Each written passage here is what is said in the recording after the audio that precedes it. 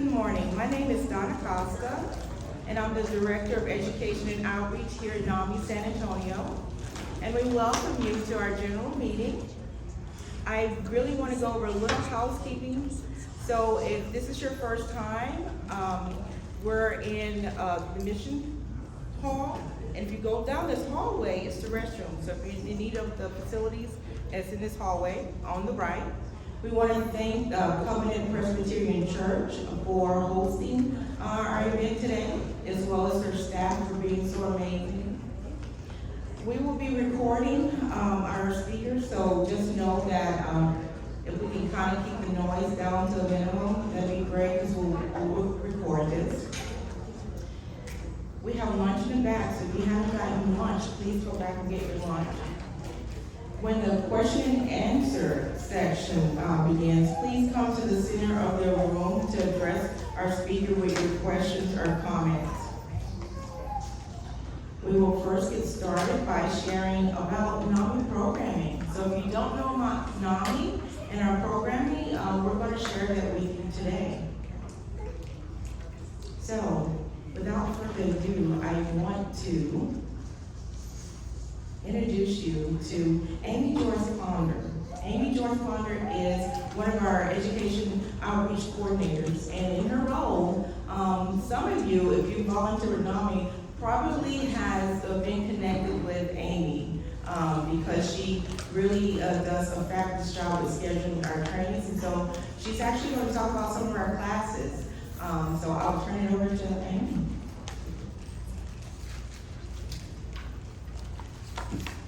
Hello everyone, I'm Amy Joyce Ponder, and I'm one of the Education and Outreach Coordinators with NAMI San Antonio. Really happy to be here today, and thank you all for coming.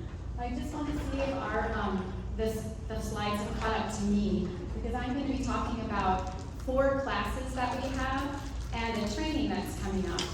So I'll tell you first that all of our classes are at no cost to any individuals who take them, and they're all taught by people with lived experience. So you will find that people that are teaching your classes have kind of walked the walk that you have and know what you're talking about. We are going to start with family to family class. That is our class, our program, an 8-week program, 2.5 hours per session, that covers, that is for family members and loved ones of individual adults with mental health conditions. It, as I said, it meets for 8 weeks, and in the class, people gain the knowledge that they're not alone with what they're going through. They leave with a support network that they've learned from and reached out to during those 8 weeks.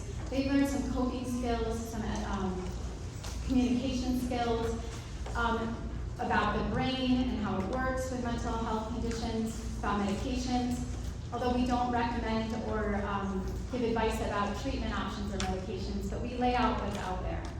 That's the class for the family members of adults with mental health conditions. Then we have basics class. That is our program. It is 6 weeks long, 2.5 hours per session. It is for the parents or main caregivers of a child or youth through age 22 with a mental health condition. Also taught by people with lived experience, so parents or caregivers. And in this class, you also learn about the brain and what's going on in the brain with mental health conditions, but in terms of what a child or youth goes through. You also leave that class knowing I'm not alone, and there's hope. When people leave our classes, that's what they say in the evaluations. I learned that there was hope, and I learned that I'm not alone, among all the other things like what happens when there's a relapse in terms of behaviors or symptoms. Besides, oh, and I didn't tell you, we have a class coming soon with basics. We have an online class starting on Saturday, July 9th. We have online right now. We will have in person in the future. I didn't tell you that with family to family, we have 2 classes starting next week. One is on Tuesday night, the 8 weeks, and one will be on Wednesday night. The Tuesday night is in person, Wednesday online. I'm sorry, I should be looking at these so I don't mess up. Now I talk about Homefront. Homefront is our class that is for family members who are military family members of a veteran or a a military service member who has a mental health condition. It's based off of our signature class, Family to Family, and in it, they treat mental health conditions that specifically from the reference point of what is unique about a military experience. So PTSD and traumatic brain injuries would be mentioned, in addition to other mental health conditions, because those are some of the things that military go through. We will have a class coming up in August or September for home run. And then we have our peer-to-peer class. That is also an 8-week course, 2 hours per session. This is the course for adults with mental health conditions. In this class, the leader or teacher is again a peer who's living in recovery, who shares their experience and helps the participants learn to tell their stories, learn to advocate for themselves, learn about the brain and what's going on in the brain with a mental health condition, learn about relapse plans, relapse prevention, and what to do if there is a relapse, learn about communication, effective communication, and relationships, and a lot more. We, for all of the classes that I mentioned, we are looking for teachers, people who are interested in becoming what we call leaders, if that's what our teachers are. We have a training coming up. There is not a slide, but we have a flyer for it back there in July for in-person peer-to-peer leader training. If any of you feel so inclined to come and talk with me after, or call me, my cards are in the back, and I'll be happy to talk with you about what that would take, what that would look like. Peer-to-peer, just to let you know, a class will start next Tuesday, June 14th. It'll be downtown in the 78205 zip code. There will also be an in-person one starting the following week in the 78228 zip code, and then we'll have an online one starting in July, mid-July. So we have a lot of summer offerings, and we hope that you'll tell your friends or maybe consider taking some of the classes yourself. I'll be in the back at the resource table to talk with you after and share flyers and my card. Thank you for coming.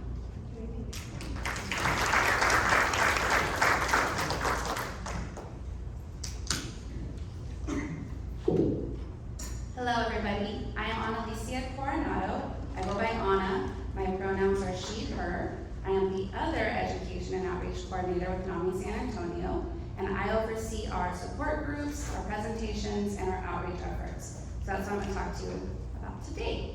On your slide here is our Connection Recovery Support Groups. That's a really long name for our peer support groups. So these are groups for adults with mental health conditions or symptoms themselves to come and find others that are going through similar experiences, to learn about different supports in the San Antonio area, and just to be able to share what's going on in their lives.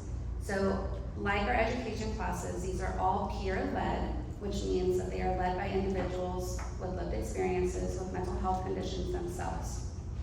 They are 90-minute meetings, and right now, all of these are meeting online through Zoom. So you would register on our website, and then you would be sent a link to join the group.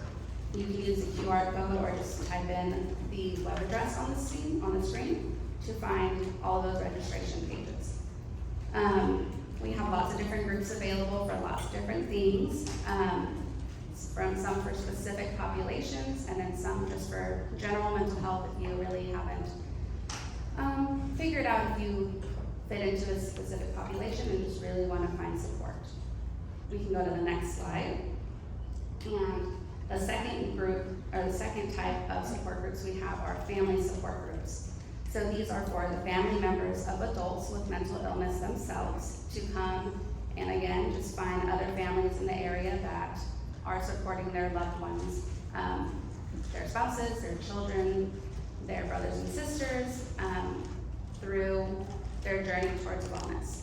We have 2 groups that are meeting in person. Those are the 2 on the bottom of the list there.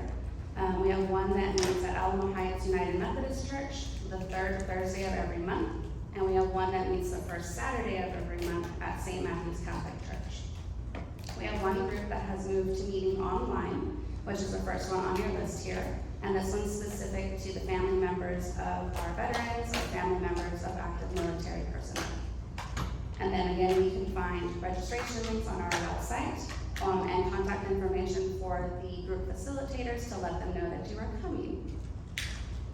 My next slide is our presentations. So we have various presentations that we offer throughout the community for different topics.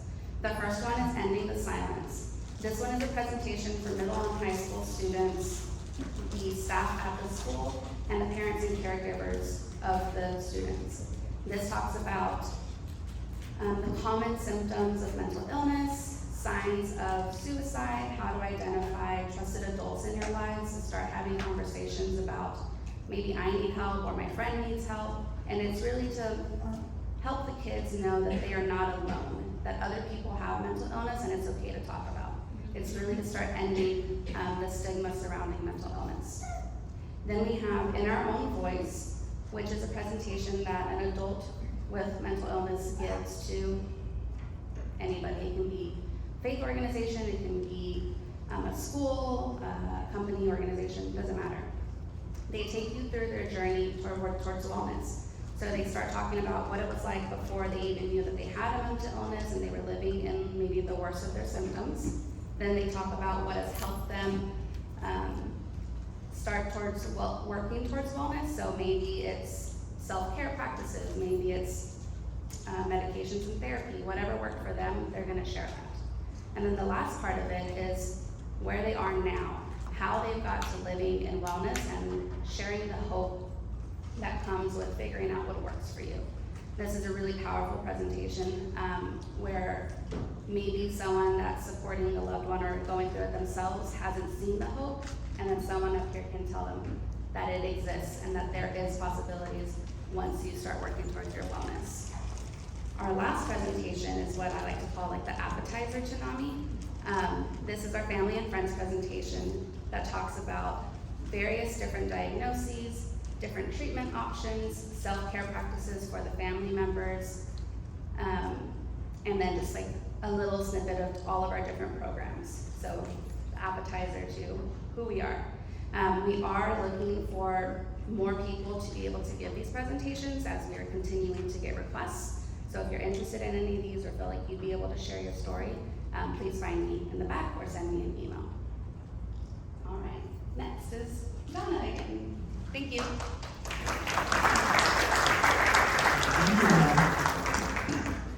Well, I get to talk to you about one of our newest programs. It's our Bridges to Care program. And I'm excited because as the cohort development coordinator for Bridges to Care, I get to spend a lot of time in community, especially with our faith communities. And it's exciting because faith communities are having a conversation about mental health awareness. And that's amazing to me because for so long, the conversation was never had, right? And so NAMI Bridges to Care was birthed from a Pathways to Hope conference. 3 dreamers came together and said, we know about this model in St. Louis. Doug Beach, Reverend Ann Helmke, and Reverend Jermaine Aberthy, and they said, we can do this. We can bring this to San Antonio. And so our vision is to connect faith communities with service providers, especially mental health service providers. But then go further than that is to train wellness champions within those faith communities to actually be a resource to someone who may be struggling with their mental health. But we also noticed that once we started, it went beyond faith communities, and now we have organizations that are involved in our trainings and wanting to become much more aware about mental wellness. And so now the conversation has kind of spread from just faith communities being involved, because who's members of faith communities? People who actually have jobs within organizations and say, hey, this could be a bonus, this could be a benefit to staff, and we're seeing it being birthed.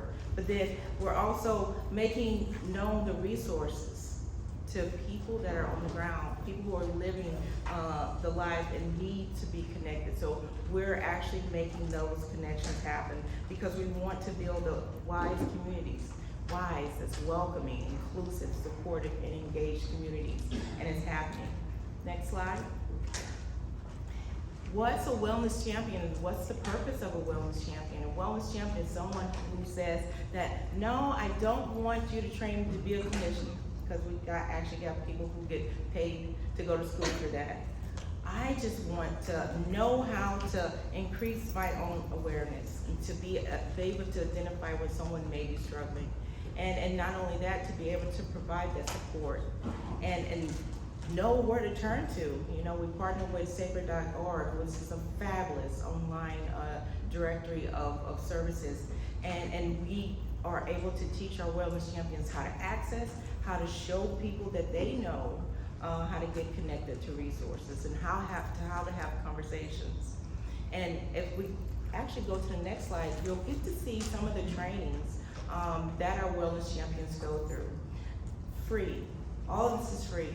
And I say that because we have some phenomenal partners who actually help us make sure that it's free to the community. And so we have 6 core modules. Companionship. So if you were to ask me, Donna, which of these would you say you should just not miss, is companionship? Because I'm a licensed social worker, and as a licensed social worker, just been doing this 20 years, that would have helped me way back in the day when I started out as a social worker, how to be in safe relationship with someone. Phenomenal training. And also we have our suicide prevention. That is one I actually get the most feedback from people who actually have taken the training that's provided by the Ecumenical Center that say now I can have this conversation. Not that it makes the conversation less scary. It's still a scary conversation to have someone that you care about, or maybe you love, or maybe you work with, come to you and say that they want to give up. And you know, you got to read that as code. What does that mean? You're thinking of hurting yourself. You're thinking about killing yourself. And it helps you navigate that conversation. Still a scary conversation, but you can then help them get connected to someone who can actually be a support to them. Because we know people are going to reach out to people that they know first. If I have a relationship with you, or if you're a member of my faith community, I'm more likely to come to you than I am to pick up that phone and call someone that I have no knowledge about. I don't even know. So I'm more able to come to you because I may feel more comfortable. We want to equip the youth. We want to equip the people who may be on the other side of that conversation. And so through this training, you get an opportunity to know what are the resources. And then, because you have that knowledge, then you can get people connected to resources that can help them. And what we do is we go through and we try to find those resources that provide free or very low cost treatment to our community, because a lot of our community are very low income. And so I get to have these conversations in community, like real-time conversations. And when I go out to present, I stay like a good half hour to an hour later, just because people are ready to engage in the conversation. So I get to help people normalize it and have conversations around mental health. It's okay, because mental health is health, right? Next slide. This is our numbers. Since October of 2020, which we started during the pandemic, the height of the pandemic, right? We are now at 583 wellness champions at various stages of training in our program. We started at 0 faith communities. We're now at 68 faith communities. That doesn't even include the numbers of organizations that we're now in 15 organizations. State Senator's office, all of our staff going through our training, not because they want to build a mental health program within their office, but they want to be much more aware of how to be a safe space to someone who may be struggling with their mental health. And so now we're at 19 cohorts across the city. A cohort is 8 to 10 faith communities or organizations that are in a similar geographic proximity that can be a support to each other. And so some cohorts are doing workshops, online workshops every week. One cohort in particular does trauma talks every Monday for their community, so people can understand the impact of trauma on the brain and that there is hope. So these are the fruits that are being birthed from Bridges to Care. Faith communities are doing it, organizations are doing it, and you can do it too. So if you want to be a part of it, see me, I'll be at the resource table after. But our next slide. I get to say we need you. We want you to be a part of NAMI at any level. If you have lived experience, and you don't have to necessarily be someone who has a diagnosis, but if you have lived experience supporting a loved one, or someone you care about with their mental health journey, we want you to be a part of this. You know, we need support group facilitators, we need teachers, we need leaders. So if you would like to share and be a part of this, please see us after, and we'll definitely put you to work. Thank you.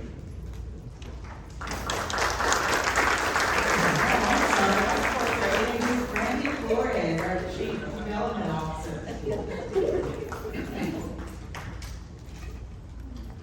Thank you, Donna.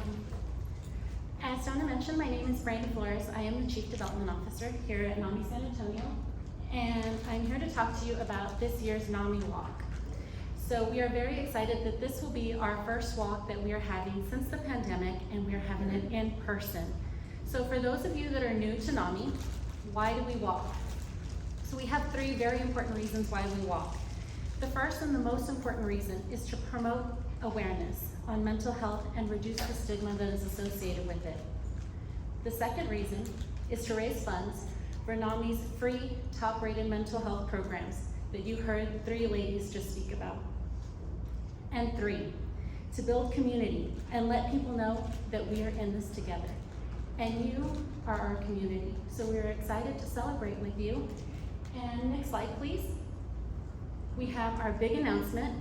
This year's NAMI Walk 2022 will be held at the San Antonio Zoo. We are very excited. This will be a new location for us, so mark your calendars for October 8th. It will be from 8:30 to 10 a.m. Registration will start at 7:30. So join us. We'll take a casual stroll through the zoo, and we'll see all the fun and exciting things that they have to offer and all the animals. Next slide, please. So join us, sign up today. On your table, there is a little card. It has the direct link on there as well as a QR scan code. If you scan that or you visit the link, it'll direct you directly to our registration, online registration. So we ask that you join us. Sign up as an individual, sign up as a team. The more the merrier. Invite your family, your friends, co-workers. Sign up as a team and enjoy all the festivities. We also ask that while you are creating your teams or you're signing up as an individual, that you please, please, please support NAMI. So next slide, please. When you ask for support and making a donation towards NAMI for our NAMI Walk, when you raise $100, you will receive the coveted, the most valued thing here is our NAMI Walks Your Way 2022 t-shirt. I know. If you raise $1,000, not only do you get a t-shirt, but you will get your own fundraising badge on your own personal walk page, as well as recognition at the NAMI Walk and our 2022 NAMI Walks pin. Yeah. This is reason alone, right? Next slide, please. If you can't make the walk, we still ask that you support and make a donation. You can please go to the same link or the same QR code, scan code, and it'll direct you to the registration page, and in there, there's a tab that says where you can make your donation. So please, please, please support NAMI. Next slide, please. So what your donation actually supports. It supports our NAMI signature programs. So that includes presentations, support groups, classes, our warm line. I have been here with NAMI for 2 months, and I have seen the direct impact that it makes. I hear that warm line ring all day, every day. So you are our community, and we are asking for your support. Supporting big events like our NAMI Walk is so important because it allows us to continue to support our community and offer these free resources. You make the difference, and we rely on your support. Next slide. Next slide, please. If you have any questions, please feel free to contact me. My email address is listed up there, as well as my direct line. So if you have any questions, you want to make a donation, or you have more questions about the walk, please feel free to contact me. And without further ado, I will introduce to you our NAMI Board Secretary, Mr. Bill Glenn.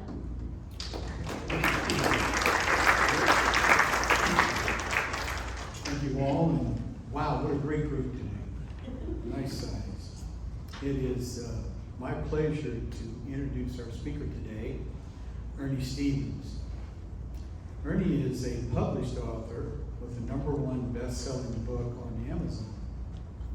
The title is Mental Health and De-escalation, a guide for law enforcement professionals. Ernie was also a contributing author for Police Mental Barricade. Ernie was a police officer for 28 years, serving 26 of those years at the San Antonio Police Department, where he was a founding member of the Mental Health Unit. Ernie has been featured on the Emmy Award-winning HBO documentary, Ernie and Joe Crisis Cops. I hope you've seen it, it's quite good. He has also been featured in NBC's documentary, A Different Kind of Force. Ernie was interviewed by ABC's Nightline Brian Pitts and featured on several topics in that area.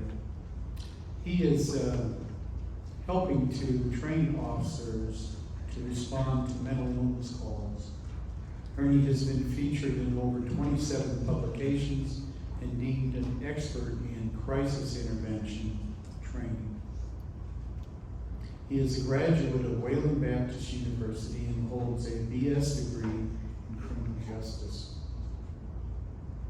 He is married to his wife Lisa, who he attended school with since elementary school.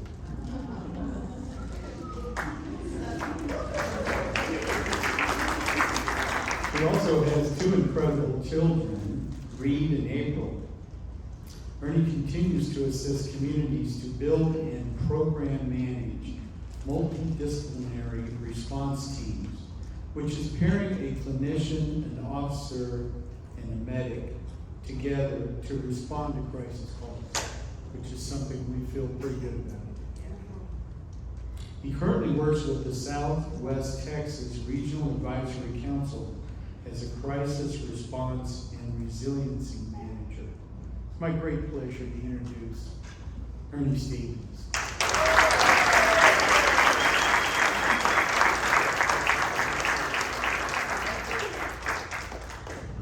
Thank you. There's nothing I can do to out-clap the... Y'all are going to the zoo for the walk? Like, what's up, man? When we started the walk, it was at Brackenridge Park, right? We were on the other side looking in at the zoo. Man, come on. It is so good to be here today. This is where it started for me. I was talking to Randy a little earlier, and she asked me, what got you interested in mental health? And I said, it was NAMI. It was NAMI San Antonio. And I'll just give you just a quick story. I know that's not what I'm here talking about, but I think it's important because when I go and I give presentations at other NAMI events, it's good to be around NAMI people. But to be here in San Antonio, it makes it a little bit special, right? A lot more special, let's be honest, man. This is San Antonio. So it did. It started, I was a San Antonio police officer for 26 years here in San Antonio. I signed up and did all the sexy stuff you wanted to do as a police officer. I was on every tactical unit you could think of, going after drugs and gang members and trying to seize weapons and doing all that stuff. That was fun for me, and that's what I wanted to do. On my day off, I got signed up for this crisis intervention training that I'd never heard of, and this was back in 2003. And when I got back to work, I was told, hey, you're going to crisis intervention training. I'm like, okay, well, what is it? And I'm gonna be completely honest with you. They said, well, it's a class about how to interact and de-escalate individuals that call in that may be in a mental health crisis. I'm like, I'm not going to that. Like, I'm not gonna go. Like, I didn't sign up for that. Take my name out. And they said, too bad. Accounting's already approved it, and you're gonna be going there. I was like, all right. So I go. And day one, so I'll give a shout out to Mike Coker. He's a retired San Antonio police officer sitting in the back, working with, who are you with, man? Kerrville or? Kendall County. All right, somewhere up there. Well, he was one of the first instructors for CIT. So in my heart, he is one of my mentors. Okay, whether he knows it or not, one of my mentors. And he taught throughout the week the CIT training. So death by PowerPoint, y'all know what I'm talking about, right? I'm like, boring, like I don't understand this. Why are we taking a class on brain development? Like I'm a cop, I don't even know what half these words mean. And then on Thursday, there was a class called Family Perspective. And it was a class from NAMI that a family member, and I'm gonna give her all the credit every time I can talk to her. Her name is Janine Owens. Anybody know her in here? Anybody remember Janine? Oh yeah. So Janine comes in and she starts talking about her son. And let me tell you something, there's power in story, folks. There is power in story. So as Janine starts walking around talking to a group of us officers in this room about her son Jeffrey, who has a mental illness, and Jeffrey hates cops. And one day, one of the officers are probably gonna have to show up to my house because I don't know who else to call. Plain and simple. I'm gonna call 911 because I'm out of options. And y'all are gonna show up and Jeffrey's gonna scare you. And, sorry, it gives me every time I tell a story. And one of the officers might have to shoot and kill Jeffrey. But it's what she said next that changed my life. And she said, but it's okay. Because I'm sure you have a family to go home to. And I want you to be safe. Let me tell you something. As a parent, I cannot fathom standing in front of a group of police officers saying, it's okay. You don't understand. That's my life. And I'm okay with it because I'm resolved to the fact that that could happen. And I waited till the class was over, and I walked up to her and I said, you know, Janine, why would you say that? I gotta know. And she looked at me right in the eyes and she said, well, what are you gonna do about it? I don't know. I'm gonna do something. And Monday morning I joined NAMI, 2003. Ed Dickey was my president. Mr. President, thank you very much. Jack, they brought me on as a board of director a few years later. Pete, the accountant. Carmen, I remember you showing up in like a cheerleader outfit to do one of the NAMI walks. You came running, man, she's wild, right? She comes running down the aisle like in a cheerleader outfit from high school, waving these pom-poms, getting us to join the NAMI walk. I'm like, right? Great man, I see you here from Trauma Informed Care Veterans. You taught me a lot. Beth. So Beth taught a really good class called Intala. Beth, I stole your class and I put it in my book. Sorry, I owe you like $10 in royalty fees. So thank you. And all the familiar faces here, thank you for having me. I'm here to talk to you today about some of the things that we're doing in the community with a different approach. The community has had their voice heard about what they want when it comes to a response in the community when it comes to a mental health crisis. For the longest time, it was a 911 response. Police showed up, very limited to zero training. I was one of them, not knowing what to do, and usually the outcome was going to be negative, okay? Negative in the fact that you weren't going to get the proper resource, because we didn't know what they were, or you might end up in jail, or worse, you might end up being killed in the encounter, okay? And that's, I'm being honest with you, I'm not telling you anything you don't know. The training went to Hart, went to Chief McManus. We got a mental health unit started in 2008, and that's still our baby steps, right? 2008, what are we, 12 years later now? 14 years later? My math is really good. 14 years later, and now we're looking at co-responder units. Okay, so I'm here to talk to you today about 4 different types of co-responder units that we have here in the community, and I'm here to answer your questions on what happens if you encounter one, or how do you get a hold of them, or what service do they provide? So I'm going to start with the first one right up here. It's called the Program for Intensive Care Coordination. This program started, I was the first officer on it in 2019, July 1st, 2019 it started. And what the Program for Intensive Care Coordination, the way it was developed was we sat around in a task force, and at the time the focus was on familiar faces in the emergency rooms and the acute care health system, and how taxed it was at the front door, and how do we get them out the back door, and then what does help look like, and wraparound services and continuity of care. So all the hospital systems and the Center for Healthcare Services came together, and we were able to identify the top 100 most involuntarily committed individuals in San Antonio. Whether they are walking into the hospital with ideations of suicide ideations or homicidal ideations or mentally decompensated, and they needed an involuntary commitment where the police would have to respond to the hospital and do the paperwork, or if an officer encountered these individuals out in the field and needed to take them in for treatment involuntarily. So we knew who the top 100 was.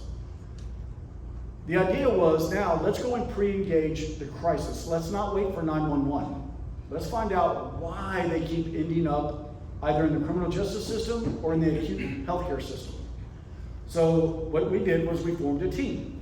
The Center for Healthcare Services provided a psychiatrist and a nurse, an office space, and 5 clinicians. San Antonio Police Department provided 2 officers, me and another officer, and the San Antonio Fire Department provided 2 paramedics from their mobile integrated help. And we formed a team called the PIC team. And we slowly began to go out and find all these individuals on the list. And we used the assistance of MedCom. MedCom it's at STRAC. It's like a dispatch center that anytime an officer has to take somebody in for an involuntary commitment, they call into MedCom, and MedCom navigates them where to go based on proximity of the call and based on really the demographics of the patient. If it's a child, adolescent, right? So we used them to find these patients as they would start calling 911, or the officers were encountering them, or they were walking into the hospitals. And that's how we found most of the individuals that were on this pick list. And we would go in and we would engage with them. And we would say, look, we are a new formed initiative that wants to bring services to you. We need to find out why you keep ending up in the hospital or in jail. Like, where's the gap? Where do you need help? And a lot of times it's, well, I don't have a doctor. Okay, well, we got one now. Well, I don't have access to medications. We're going to provide that for you.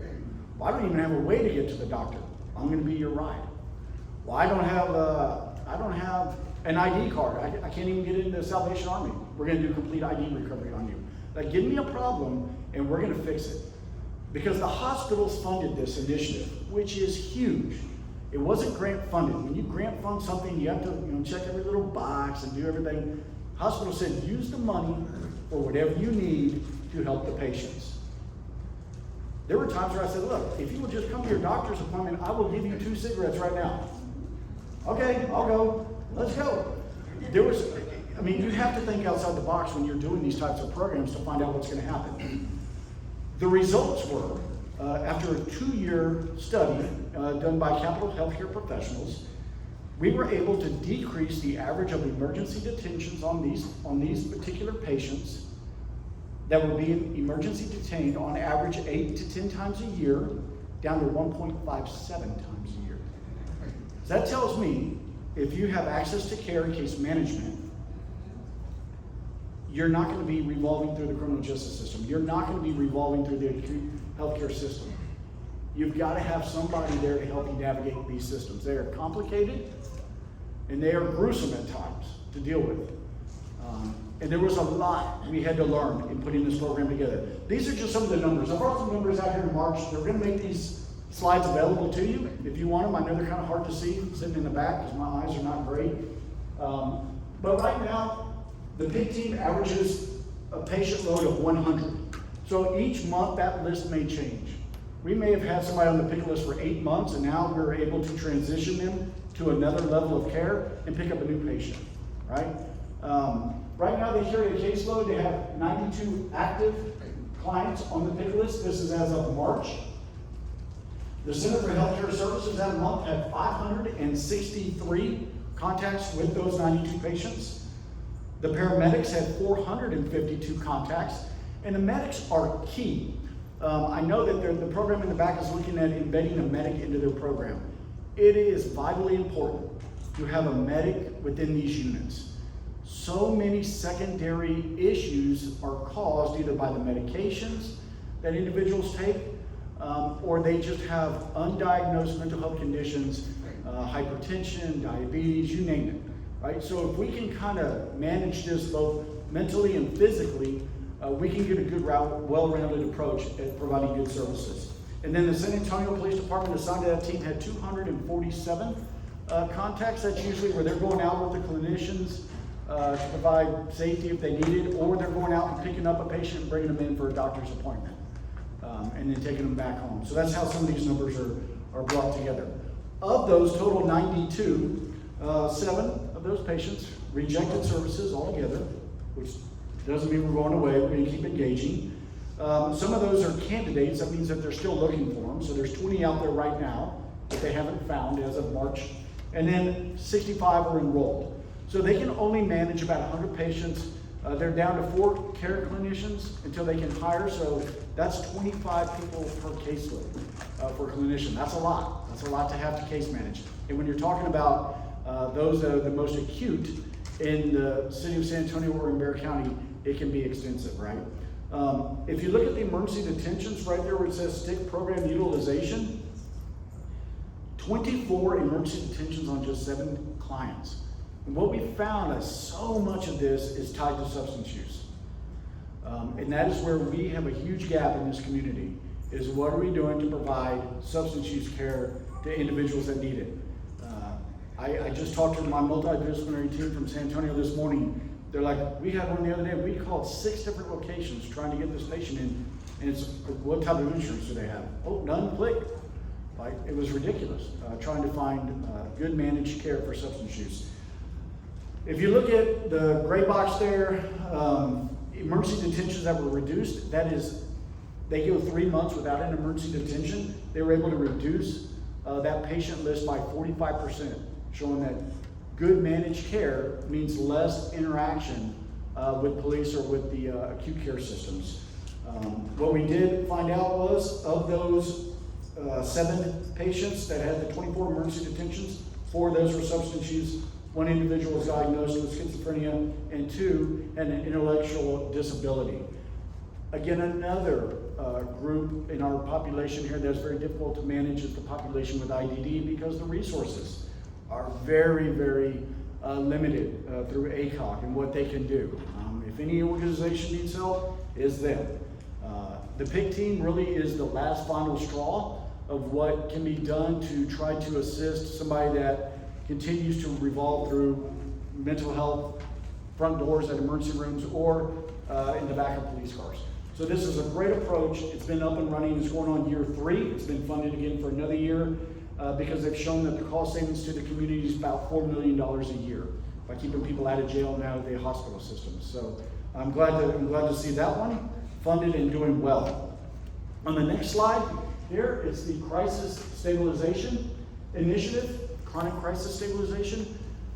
This initiative is now been taken over by City Metro Health. It was being managed by DHS, but now with Claude Jacobs coming over, the Chief Mental Health Officer here, they took it over. They're managing this program. This program here is 3 clinicians that have been funded by Department of Health Services, managed by the city, that are assigned to the San Antonio Police Department's mental health unit. Now they are assigned up in the Fusion Center. The Fusion Center is like the intelligence in the region of San Antonio and surrounding regions. So FBI, Marshals, Secret Service, all our federal partners are up there, along with the mental health unit and these 3 clinicians. So these clinicians, the majority of their time, what they're doing is flagging a lot of the threats that are coming in through the Fusion Center. Threats for school shootings. They have been extremely busy within the last month with all the threats, especially within the last week. If you've been keeping up with the newspaper, we've had 5 already threats of school shootings just here in San Antonio. The latest one was yesterday at Brennan High School. So they go and focus on these threats that come in. They take a member of the mental health unit out to meet with the individual to determine, is this a legitimate threat, a criminal matter, or was this an outcry due to some type of mental health diagnosis where an individual needs help and not needs to go to jail, but needs to get into some treatment. So that's what these clinicians do. They also work on referrals from the patrol division. If they continue to get phone calls from one particular home over and over and over again, where when patrol gets out there, either the person's not there, there's not enough criteria to do an emergency detention, but it's really tying up a lot of the resources on patrol, they'll get assigned that case to go out there and try to mitigate what's going on and find out what services are needed, if any, for that individual. And that is our crisis stabilization initiative. They're extremely busy. There's only 3 of them, and they cover all threats that come in through the Fusion Center. The next multidisciplinary team is the SMART team. This is the Sheriff's Department. This is the Bexar County Sheriff's Department's approach at a co-responder unit. It has been up and running going on almost 2 years. So this initiative was formed after an individual from the community who was a veteran was shot and killed on his front porch. I'm sure everybody saw that in the news and saw the video of it. The community and activist groups requested a different approach to individuals that were calling 911, trying to get mental health services, or for even family members calling in to try to get a welfare check. They did not want patrol showing up ill-trained and ill-equipped to handle these types of calls. So Sheriff Salazar put together what was called the SMART team. It is a mental health deputy paired with a licensed mastered social worker, or LPC, from the local mental health authority. And right now they team up with an Acadian paramedic. The important part that I left out about the paramedic is the paramedics carry medications for sedation while they're out there on patrol with these teams, which is very, very important, because I cannot tell you how many times when I was on the unit that I would have an encounter with somebody that was showing signs of aggression, and the last thing I wanted to do was pull out pepper spray or a taser or a baton or even my gun to try to get compliance. I knew, hey, I've got a medic that's got some sedation medication where if I can just hang on to this patient fairly quickly, we can get some medications on board to try to sedate the patient and calm down this aggressive, display, right? To where we don't have to go hands-on with use of force. And we've seen that time and time again with these medics. They're able to do that and avoid a use of force confrontation. The SMART team, they go to the unincorporated parts of Bexar County. So right now there is 1 team on days and 1 team on like swings, which is 2 o'clock to 10 o'clock at night. Their day team is 6 a.m. to 2 p.m.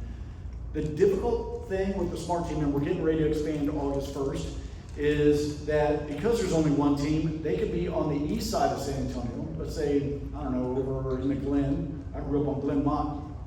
Anybody? No? All right. It's scary over there now, yeah. But they could be over in the Glen and then get a call all the way out to Alamo Ranch, right? So you're talking an hour plus travel time. Most of the time, patrol will beat them to the call and either try to resolve it because they don't want to wait on them, although that's the right thing to do, because now we got a clinician coming who can help link to services. So we're still trying to work with patrol to say, hey, I know they're coming from a long ways out, but if you just kind of hang on and be patient, we've got better help coming to you.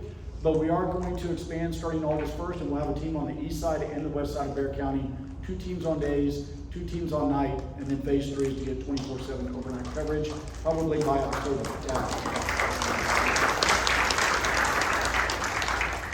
Their numbers here for March, they had 148 total calls. 47 of the times they weren't available, either they were on another call or they just weren't on duty at the time.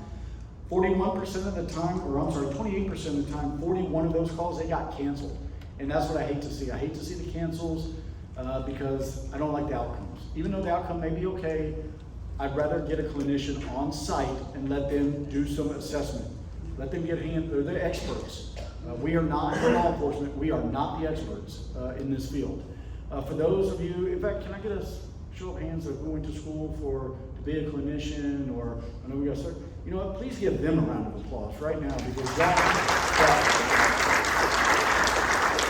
your ship has come in. All your hard work and dedication to your education, you're in high demand right now. So thank you for choosing that in your education. Of this, 55 times they arrived on scene, and the breakout of that 55 times that they arrived on scene is what you'll see here. Of the 55 times, 2 times they were unable to locate whatever was going on. Assist other agencies. They do go into other agencies like Converse, Leon Valley, all these other agencies and municipalities that don't have the expertise. A lot of times they'll call the Bexar County SMART team. This morning, Fort Sam Houston called and needed assistance on base with a lady that needed some mental health assistance. The military police were like, I don't know what to do.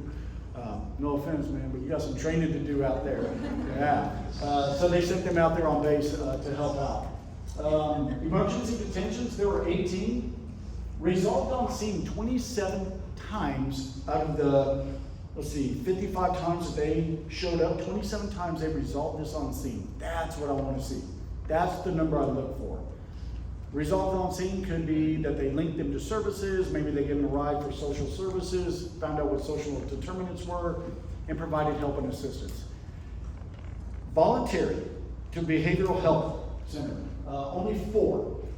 The goal for the SMART team and for the next program I'm going to talk about is the least restrictive approach to getting an individual assistance. I can tell you numbers. When we first started the CIT training, and Mike, call me a liar if I'm wrong, but the San Antonio Police Department averaged about 250 involuntary commitments a month on patrol.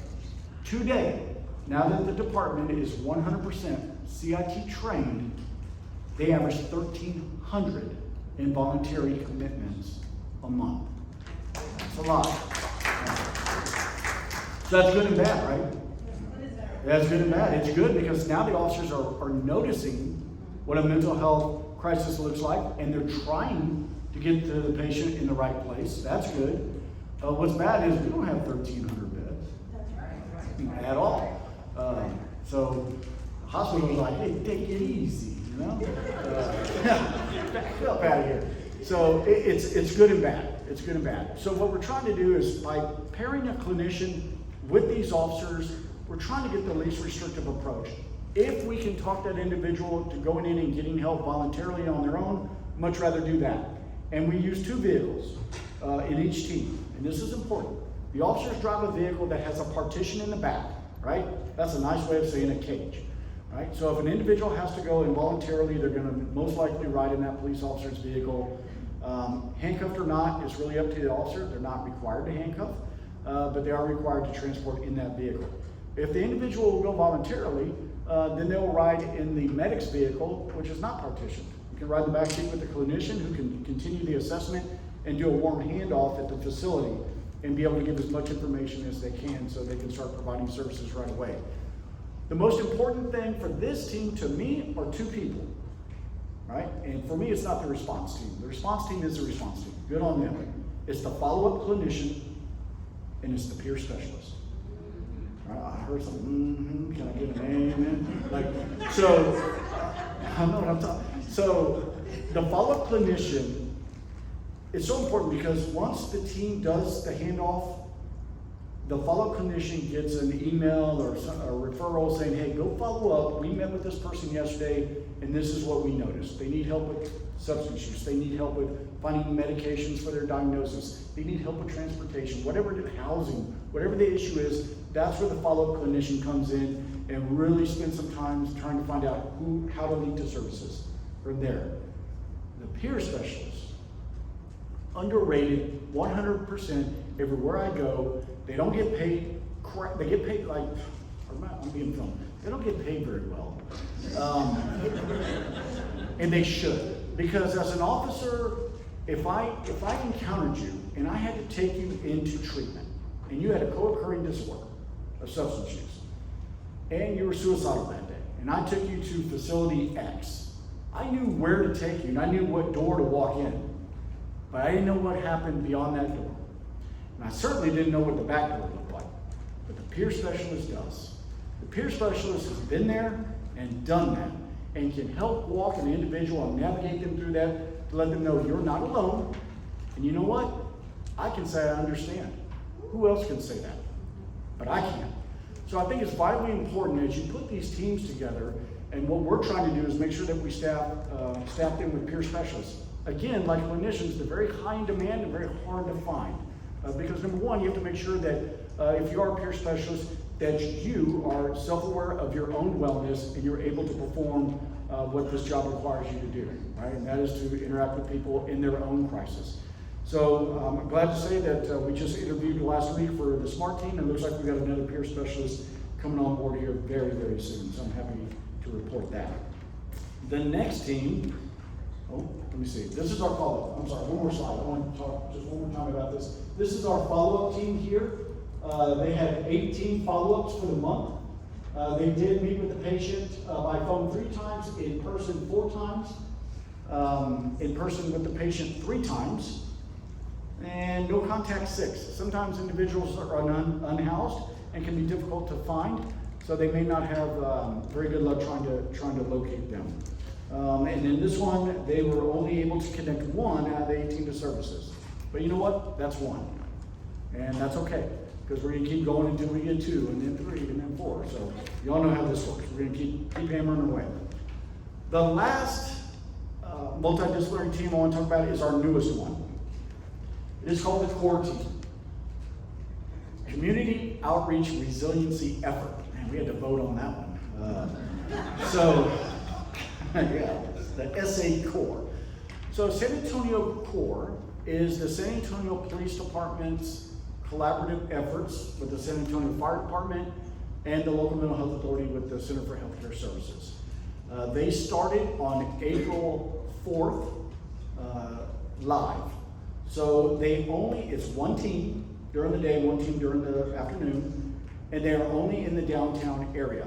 Meadows Policy Foundation did their assessment of the community and found that the majority of the calls were coming from the 78207 zip code. I'm like, duh. Let's see. You've got Center for Healthcare Services, you've got all of downtown, Haven for Hope, you've got the majority of where these calls come from, Downtown Baptist, Metro. Yeah, that's where these calls are coming from. So they started with this based on the Meadows Policies recommendations. They started with a team there April 4th. They used 1 San Antonio police officer who's a mental health officer, paired with a fully licensed paramedic from San Antonio Fire, and again with a clinician from the Center for Healthcare Services. Their numbers they are a busy unit. Just looking at, what are we looking at? April 4th through the 30th, 141 calls. 3 of those were on duplicated clients. Of course, we know that if you're a familiar face, you may call more than once. They arrived on scene 80% of the time, which if you look at the Sheriff's Department, they're only arriving on scene 43% of the time. That's because they're only in a zip code. So it's very easy for them to get to these calls without getting canceled. We had canceled en route 14 times, which is only 10%. Usually patrol got there first and decided, hey, this is not a mental health call, or they're not there, the person's already gone, or your services just aren't needed. So those numbers are not bad. They were able to resolve 50% of these calls on scene. Again, this is what, if you're a community member, you're a member of NAMI, this is what you want to look at. This is the number you're keying on.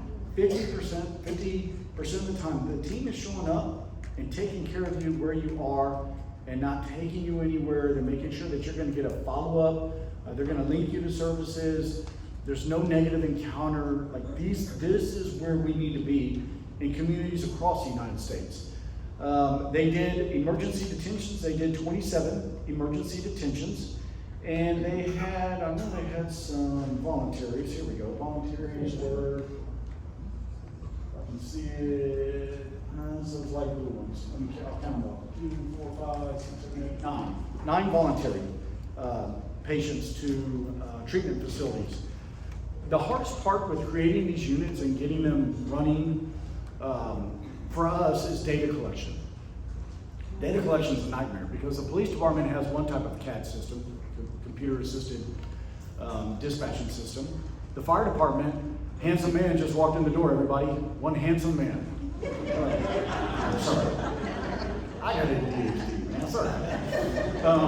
Fire department has their own system, and then the Center for Healthcare Services has their own system. And guess what? They don't talk to each other. So it's very, very difficult to try to get accurate data, but we do so daily, and it's a grind, and we're working on trying to figure out how to make things a little bit easier on us. But you will like what the numbers show, and the numbers show 0 use of force across the board with any encounter from any of these teams that I've talked about. Now, one of them has used, had a use of force or a negative encounter.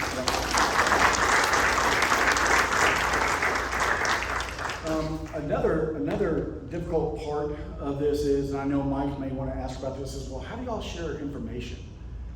What about HIPAA? What about like all these little logistics?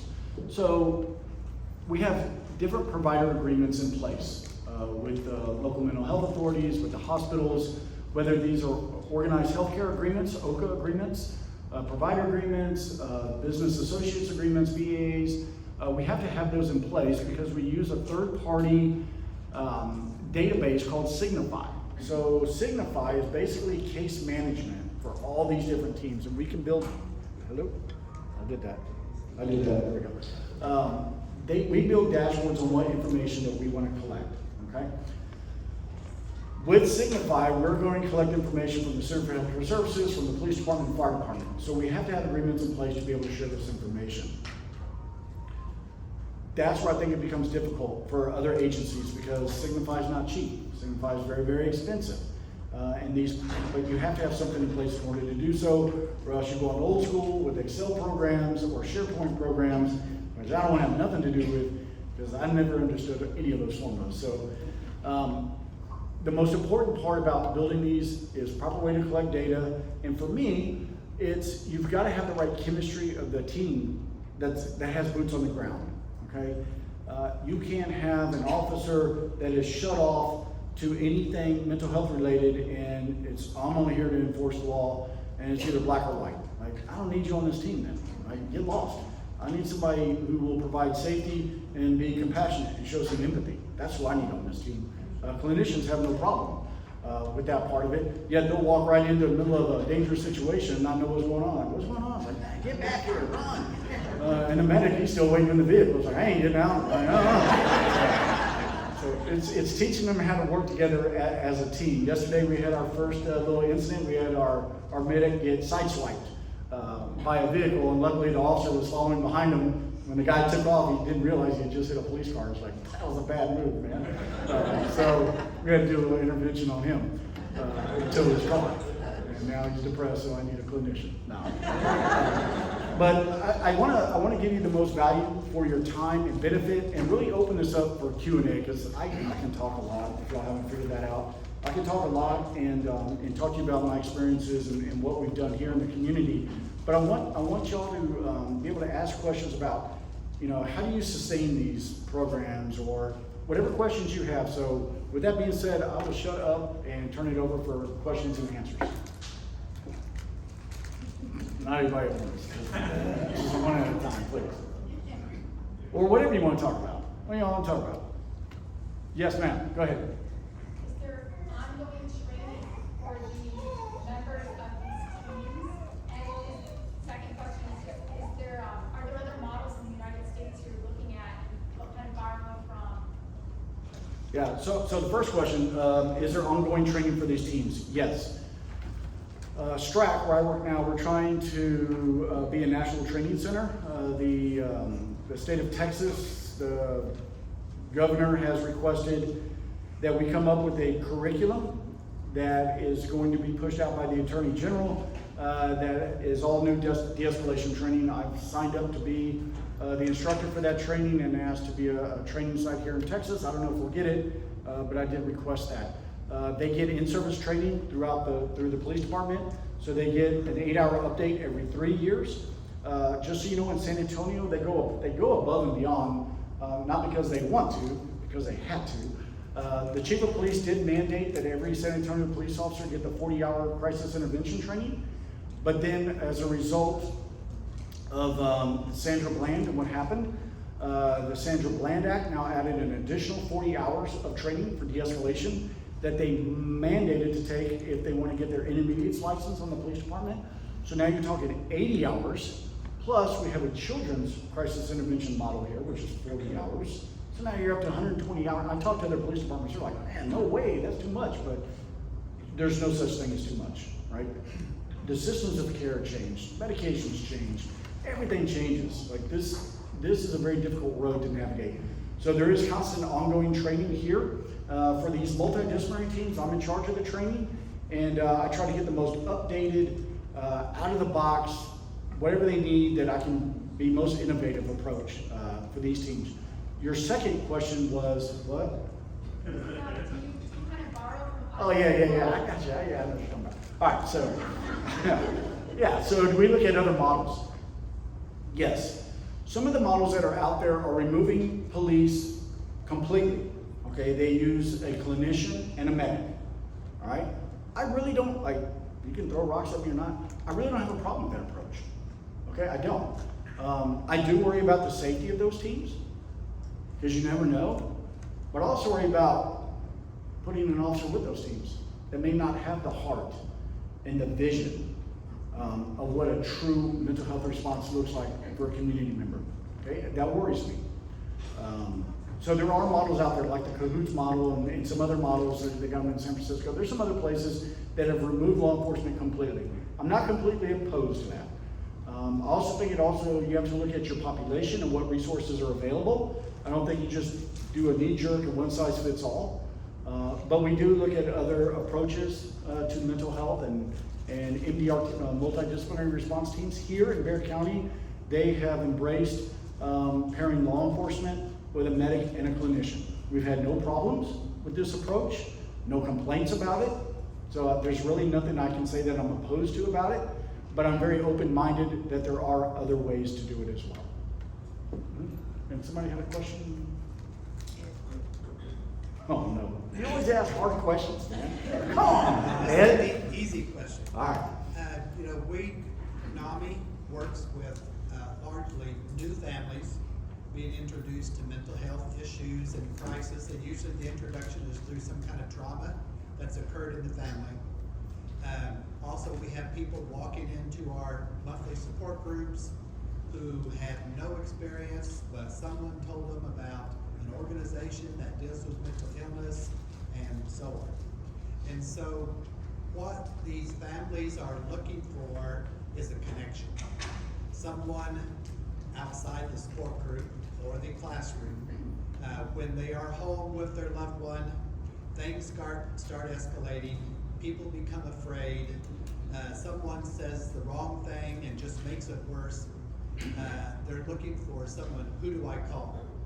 And that call, they hope, will lead to someone who is interested in becoming a friend with their loved one and who can have influence on future decisions.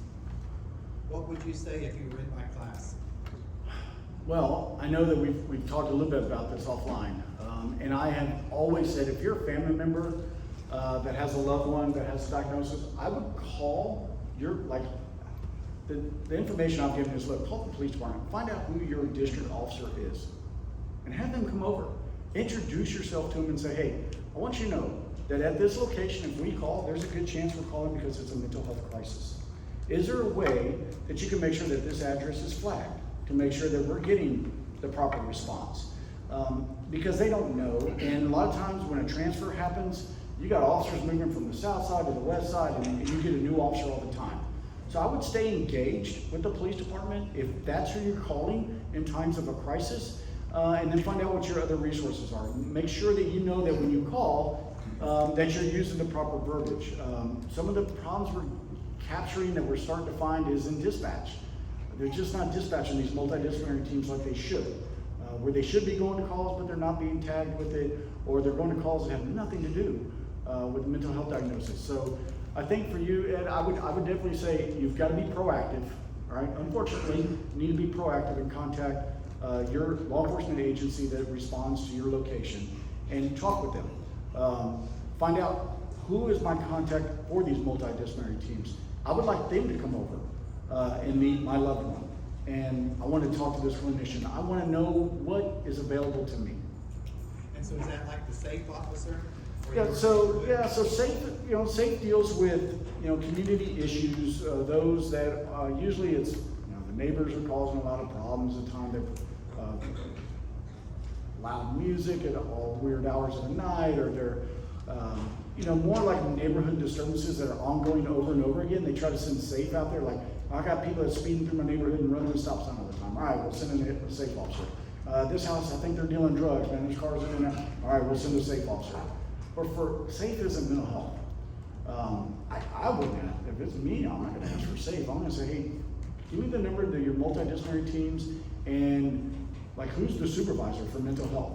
In case I get somebody out here and it doesn't go the way it should, I need in real time who I can call and speak to. That's unfortunately, the good thing here in San Antonio, everybody is CIT trained, right? Now, do they put that training to good use? That's individual. It's very fluid. I wish they did. I wish they took it to heart the way I did. It changed my career path forever, but for some people, it's just not for them. It's like, I enjoy the police department to do this, But we don't get to pick and choose what calls we go to, right? I don't get to look at the screen and say, ooh, mental health call, no, I'll take this disturbance. This one looks like he can have some action, right? It's, hey, you're on this mental health call. Oh, man. Or, okay, good. I got CIT training. Let me see if I can, get a good outcome on this. So it's those struggles. Yes, sir. So have you already talked about 988? I have not talked about 988. Can you give everybody, since it's not getting a lot of national press, tell us what we can expect in Bear County when we call 988, what that is? I have no idea what to, no. So truthfully, July 16th, 988 comes online. 988 is going to be your new hotline, suicide hotline, suicide prevention hotline.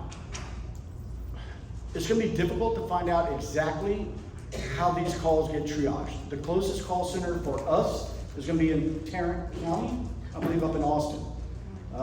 We are not a call center here in San Antonio. I believe Ms. Jillian Burley over at the Center for Healthcare Services is going to try to put in a request to make Bear County a triage center for 988.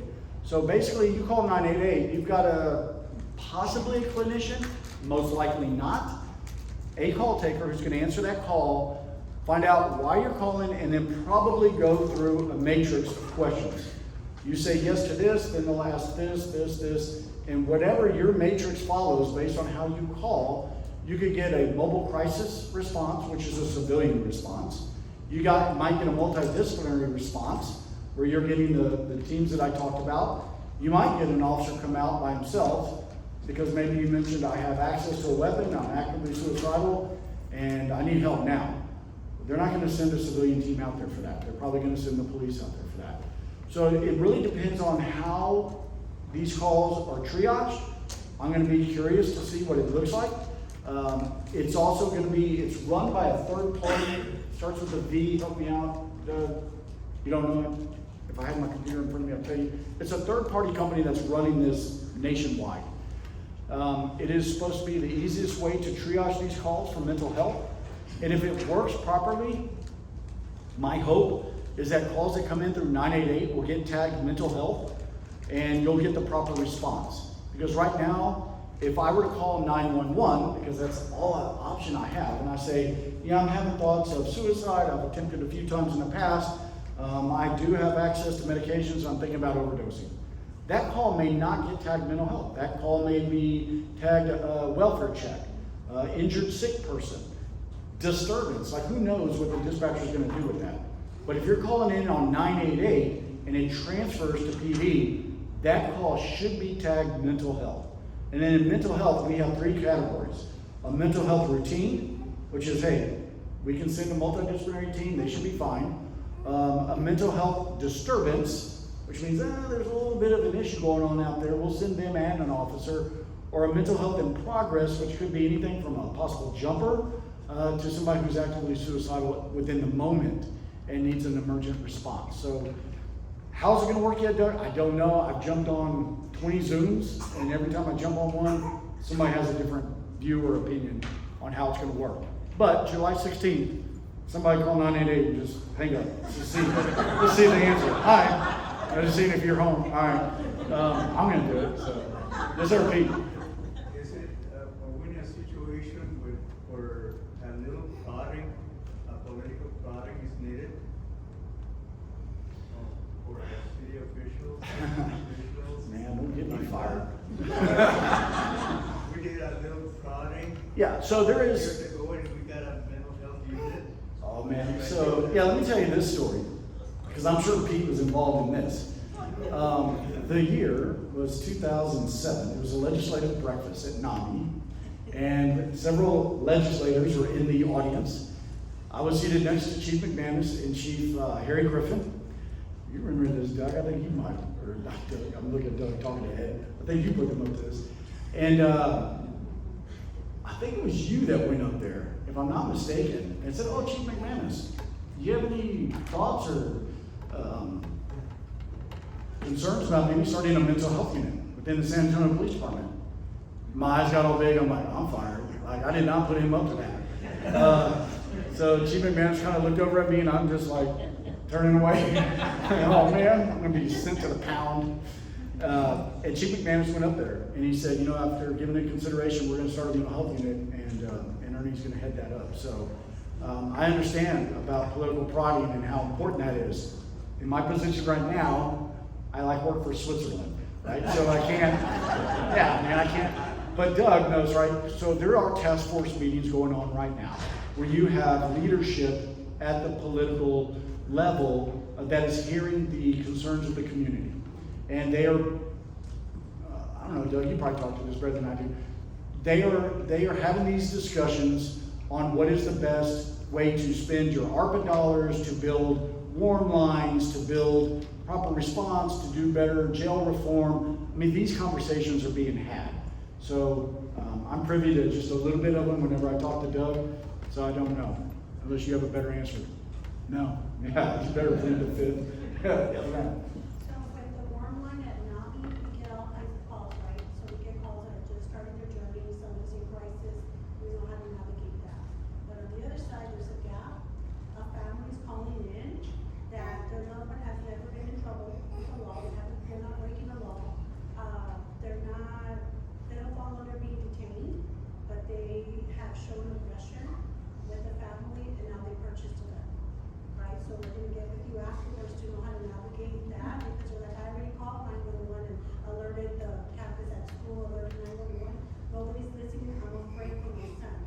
But because he hasn't broken the law, or he's not in crisis, then we're just kind of waiting for the shoe to drop, right? So we're definitely gonna get with you afterwards to be able to know.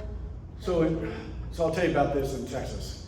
So in Texas, when we go to a location, and an individual is making an outcry, and they're in immediate danger to themselves or others, and they have access to a weapon, and that weapon is part of the plan of what they have expressed to us, we have the authority to seize the weapon. Okay, so we seize the weapon, and that starts a process. We have to give not that person, but either a family member or neighbor a receipt for that, and say within 14 days we're going to send you a certified letter saying what you can do to try to get this weapon back. And it's a lot of print, right?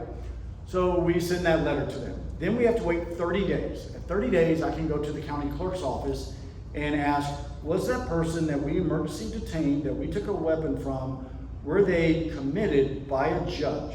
Committed. That's a whole different story than being order protective custody, right? Because the process here is, once that emergency detention is about to end, and you need a little bit more care, usually that facility will fall in order of protective custody.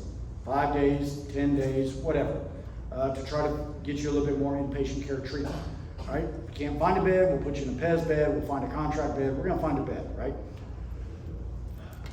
After that OPC runs out, if you still need a little bit more further treatment, they may file for a second order of protective custody. This time, 20 days, 30 days.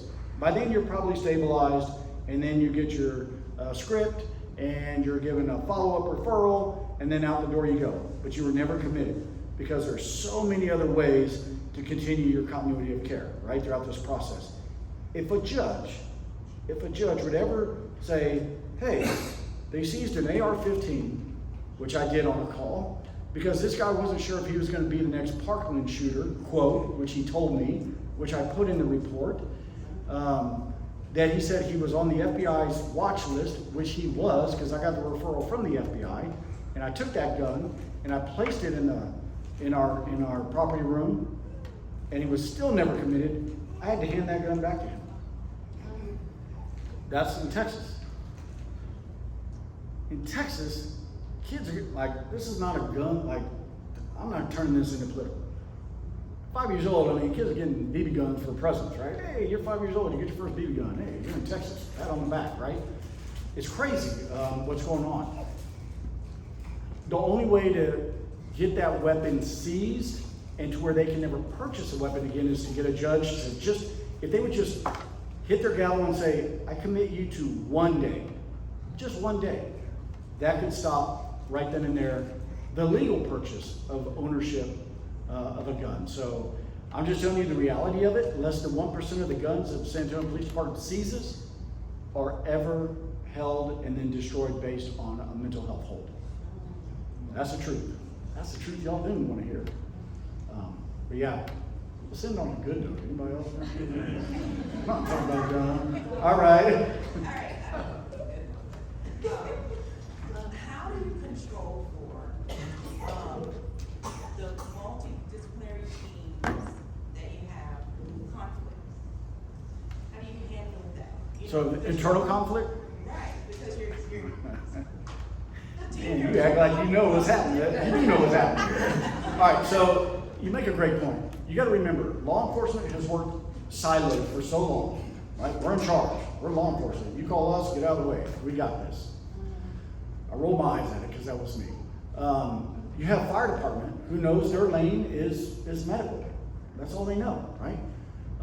You've got clinical who want to provide clinical assessments, but can't really get near the patient because PD won't let them, or whatever the issue is, right? So we have to come in because we've had these issues already. And we have to sit down and talk about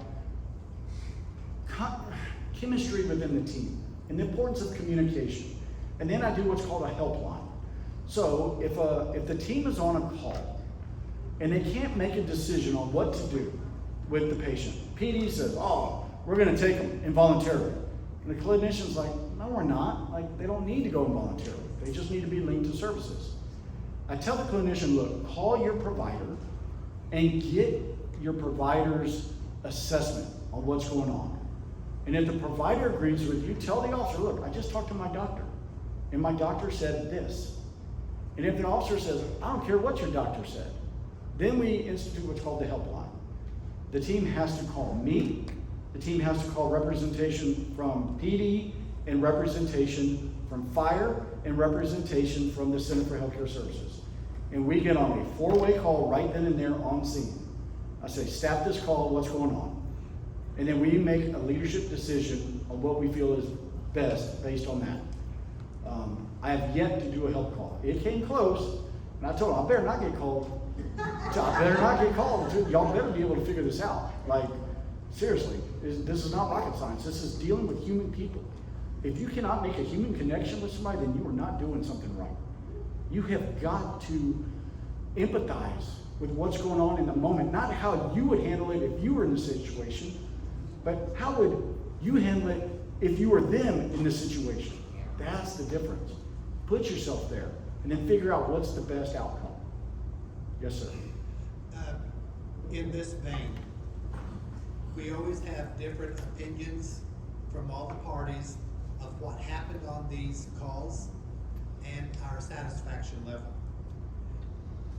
Do you have an ability within the community now, when I call a unit in for assistance, that you can send me an email so I can take a survey of how satisfied I am, and that would provide you with feedback on what you can improve, whether it's just communications with me as the dad, or whether it's improvement for the service?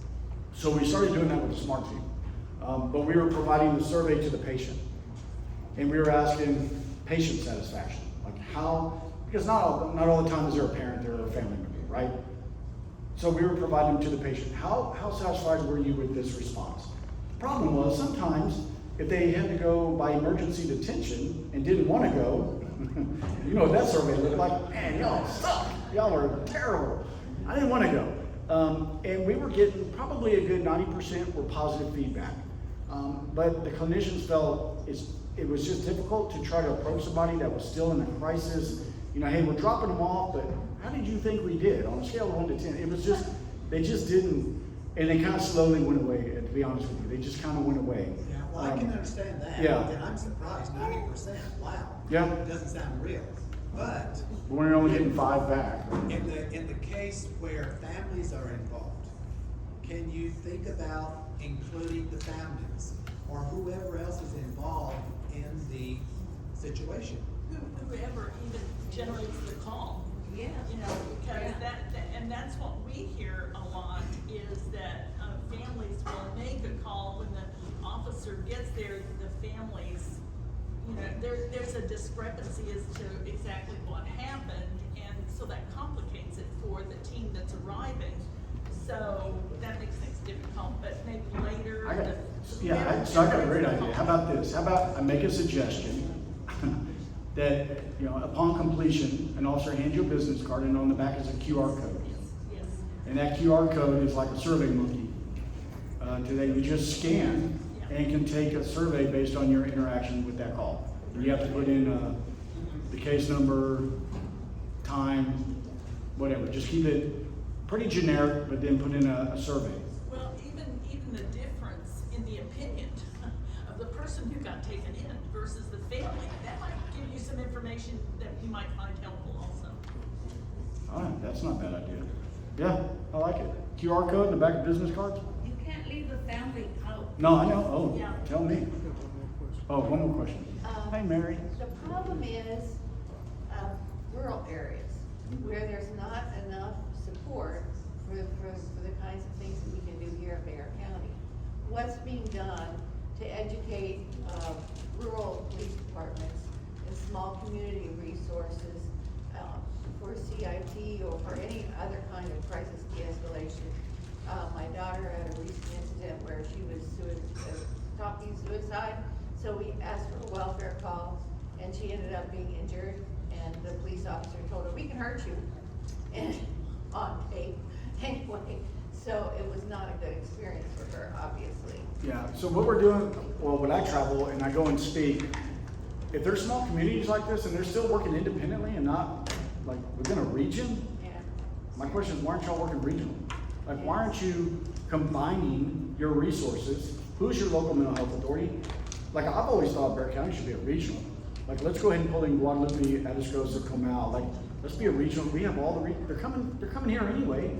If you look at what we're getting, ingress versus egress, we're getting a lot more patients that are coming in from these counties because all the resources are here. So why not just regionalize it? The money follows the patient, not the facility, so who cares, right? So whenever I go out, I say, look, I was out in Rio Doso, and the same thing. They're like, well, you know, we have these 3 counties here. And I'm like, okay, then come together. Well, how does that work? So I sat there and talked to the city council and the mayor for a couple hours. And now they started to institute that. The only place I've seen that the hardest, most difficult is Native American tribal reservations, because they're sovereign and they don't have a 911 system. They don't collaborate with local mental health authorities. They're kind of their own nation. And so I've gone in and started teaching ACEs there to say, well, let's try to capture this at a very early age, at adverse childhood experiences, and maybe we can cut down on some of this. So it really is working together. If not within your community, then start bringing in your outside agencies, counties, other cities like that to work together. One more? One more question. Well, is it happening for San Antonio and Comal and Guadalupe and, Atascosa? I mean, is that cooperation starting to happen so that those smaller communities can be educated and nurtured to have the same type of effect maybe across? Yeah, great question, right? So Kendall County's here right now. They're coming down to figure out, hey, what are y'all doing? How do we make it work? The Center for Healthcare Services here in Bexar County, I send 5 clinicians a day down to Uvalde right now, Uvalde Memorial Hospital, to provide healthcare services to the staff and families that are at the hospital. So it's working. Is it working to where it's like it's not 100% yet? But look it's unfortunate. A tragedy has to happen in order for somebody to say, well, hey, all of a sudden we need help. Hill Country can't handle this. This is too big. We need Center for Healthcare Services. Okay, well then let's work together. This is a follow-up question.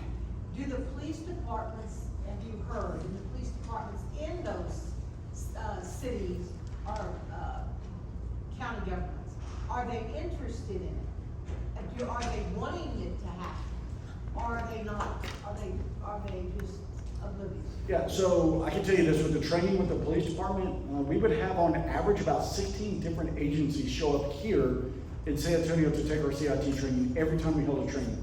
Our federal partners would show up, Border Patrol, FBI agents would show up. We had people coming in from other states, so yes, they're interested, especially when they can't afford or don't know how to host their own training. We've always made this. In fact, you'll be happy to know that Bexar County is a learning site for the Bureau of Justice Assistance, and I sit on that board. So we've got almost all of Georgia show up in the last like 30 days, man, places I can't even pronounce, showing up here to find out what's the best practice method. So it's good that you're being recognized here nationally for what you're doing locally. So, all right, okay, Doug, I'll stop.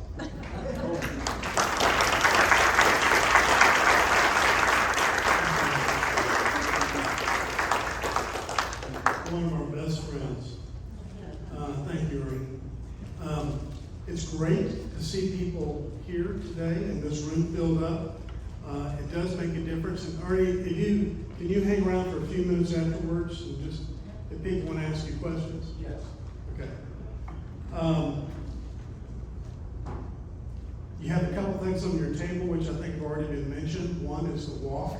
We've just announced this week it's going to be at the zoo this year on October 8th, and the site is now open to be able to sign up your walk team or yourself. We also just have finalized arrangements with the Tobin Center to bring back the Pathways to Hope Conference live this year at the Tobin Center.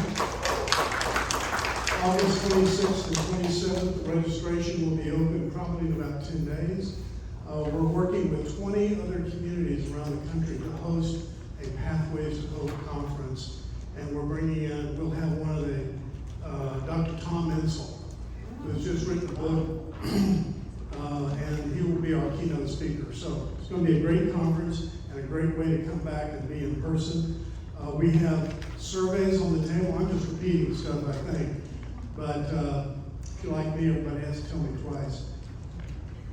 So if you can either take this with you or do this while you're here, that would be very helpful. And you have a slide for the next meeting.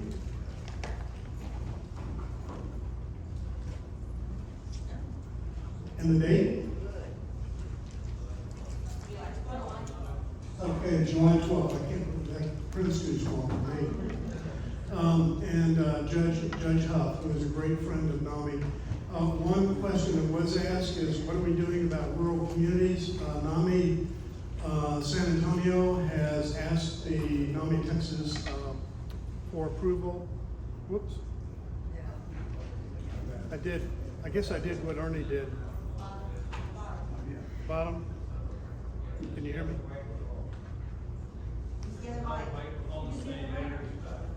Okay. This one? I'm going to talk loud.